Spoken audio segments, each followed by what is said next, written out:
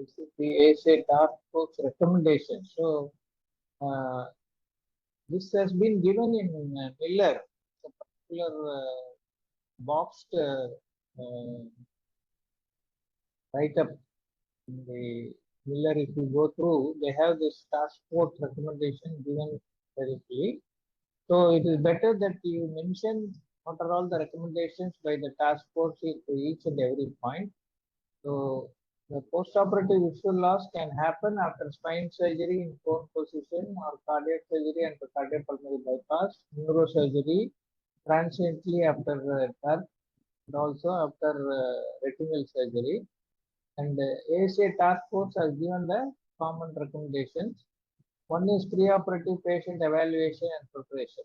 So task force does not believe that there are identifiable preoperative patient characteristics that predispose patients for perioperative ischemic optic neuropathy, and believes that there is no evidence that an ophthalmic or a neuro-ophthalmic evaluation will be useful in the preoperative setting to find out whether there will be a postoperative or perioperative visual loss.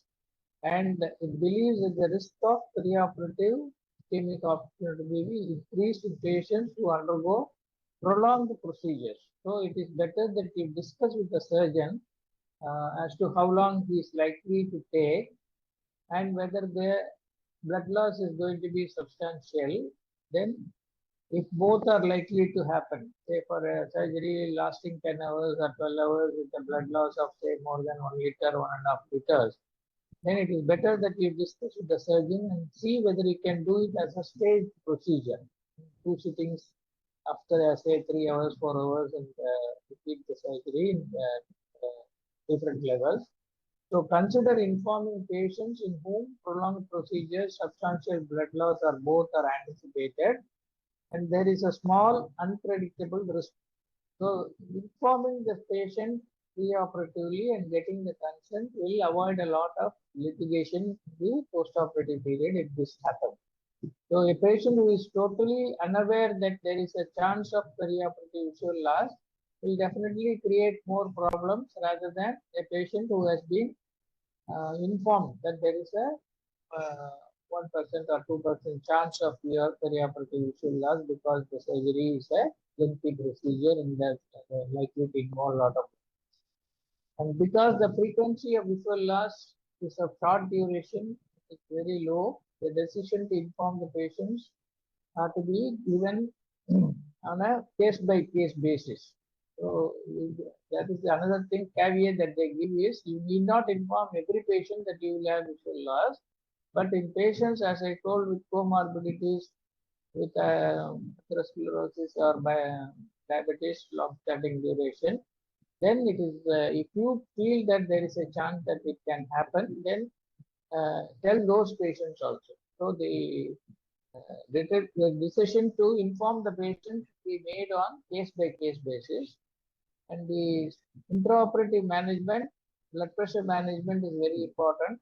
So the task force believes that using deliberate hypotensive technique during spine surgery not been shown to be associated with the development of perioperative visual loss. So if the surgeon asks you for hypotensive anesthesia and if there are no high risk involved in that like myocardial or other diseases, and if the patient can safely tolerate the deliberate hypotension, you can definitely do that procedure. And those, again, use of deliberate hypotension to be determined by case-by-case basis. Management of intraoperative fluids, the central venous pressure monitoring is considered in high-risk patients. Colloids should be used along with crystalloids to maintain intravascular patients in patients who have substantial blood loss. Management of anemia, task force believes that there is no documented lower limit of hemoglobin concentration. So there is a drop in hemoglobin. There is no numerical evidence to show that, say, when the hemoglobin goes below 8 or below 7 is risky. So there is no documented lower limit of hemoglobin associated with the development of visual loss.